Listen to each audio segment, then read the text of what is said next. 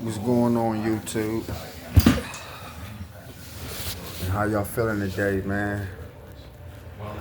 I just want somebody to talk to. Sorry if I could talk to. My peoples, my YouTube fans and stuff, and express my feelings. This is my only way of counseling. You know, it's hard for a lot of us out here who can't afford counseling. We just want somebody to talk to. And you know, I'm going through this phase in my life, man. You know, I'm a man who went through so much. You know, I lost my mama and lost sisters, lost my brother, grandmother. You know, I had a rough childhood, you know, me and my brothers. And that can relate to a lot of other households and individuals who felt the same pain as I felt growing up as a child, seeing so much, you know, your mom on, seeing your parents and your mom on drugs, you not knowing your dad. I never seen my dad in my life, never seen a picture of him. I'm going through internet ancestries, going through all type of Facebook, trying to figure out if I can get some type of knowledge of who he is. Never know, and that's the hurting part as you get older. When I was young, it didn't really affect me like that, you know. It's only when you get older you start to think about life, you know. And I'm sitting here thinking about my kids. You know, I got 3 kids. I got my 2 beautiful daughters, and I got a son. You know, he's my young king, you know. And I'm going through a situation with my child's mother, you know, where to the point where she's keeping me away from my child, my son. And I ain't seen my son going on 2 years. I've been buying him gifts. I've been leaving voicemail, text messages, trying to do whatever it takes to get in my son's life. I done went to my baby mother's house. I've been threatened by her telling me she's gonna call the police on me just for me wanting to be a father. I never seen in my life. I done heard stories of, you know, individuals abandoning their kids and mothers raising their kids by themselves, and the dad not wanting to be in their child's life, and it caused them to get on government assistance and forced them to get on food stamps so they can have means to provide for the house and for the kids. I grew up on them stories, but to go through a situation where you're a black man, a father who never had a father of his own, and now you got a son who you expecting great things for, and you going all out your way just to be in your child's life. It's the hardest thing in the world. You know, it's a lot of fathers who done met women and the relationship it was good from the start, then it turned sour. And in the midst of the relationship, y'all had a child and things didn't work out, you know. Y'all go separate ways, you know, and then in that time of separation, you go through time periods where you gotta fight to see your child. She let you see your child, then she take your child away. She use your child as bait in order to hurt you, you know what I'm saying? But in the process, it's hurting my child. It's making my child look at me like I'm a no good dad, like I'm a bad individual.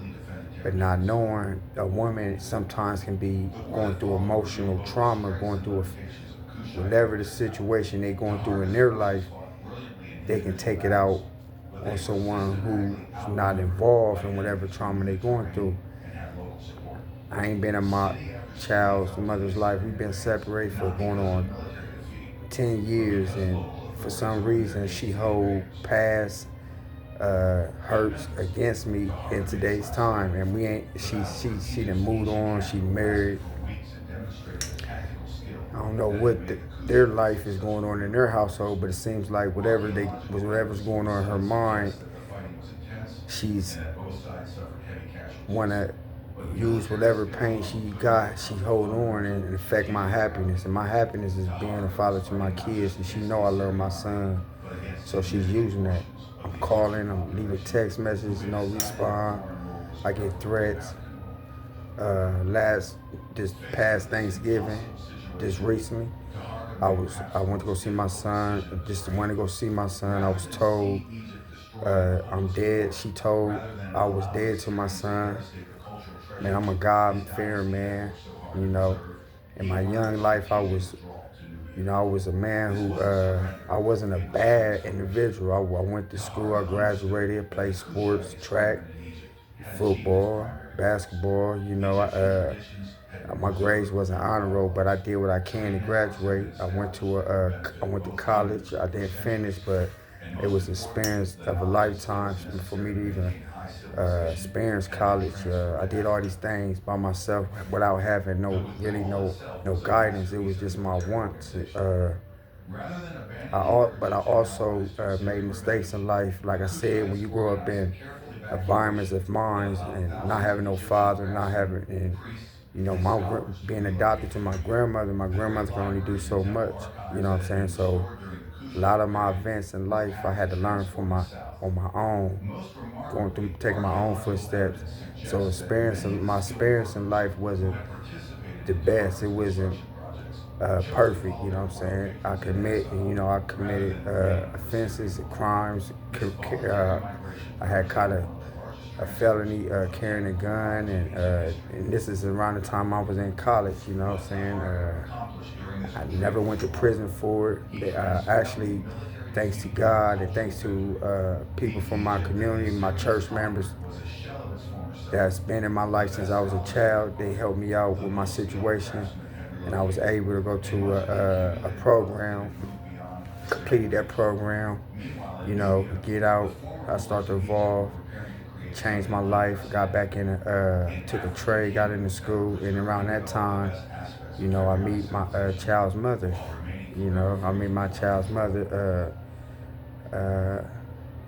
My son's mother around that time.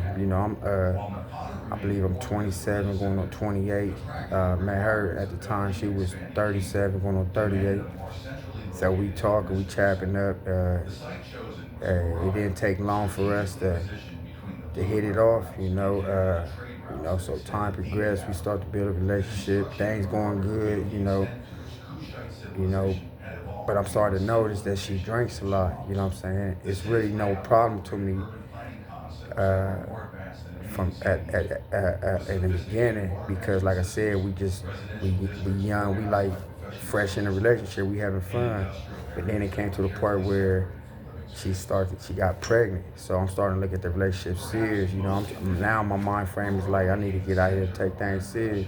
But I'm still young, though. I'm still doing childish things. But at the same time, she's drinking, seems like she's drinking more.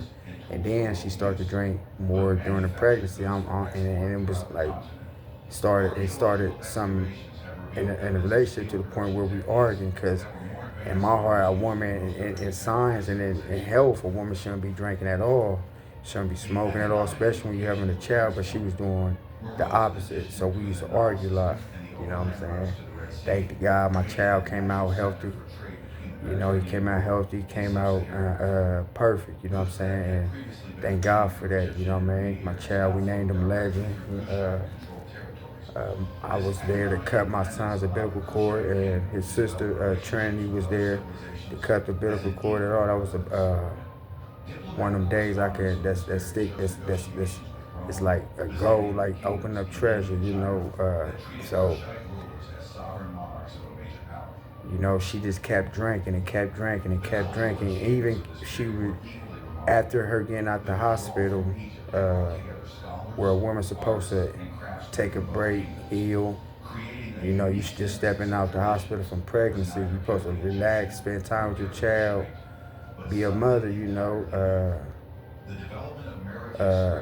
cater and all the above, but she did the opposite. The day she came home, she went straight to the bar and started drinking. And I'm at the house when my son, believe just a week old. You know what I mean? And I'm taking care of my son, doing what a father's supposed to do while she out all night drinking, coming home is drunk, and there's no telling what happens when you're drunk. I'm not here to judge, but that situation kind of happened a lot in a relationship. You know what I'm saying? Till we got to the point where the argument sometimes became physical. You know what I'm saying? And when it became that, I had to step back. I got out the relationship. You know what I'm saying?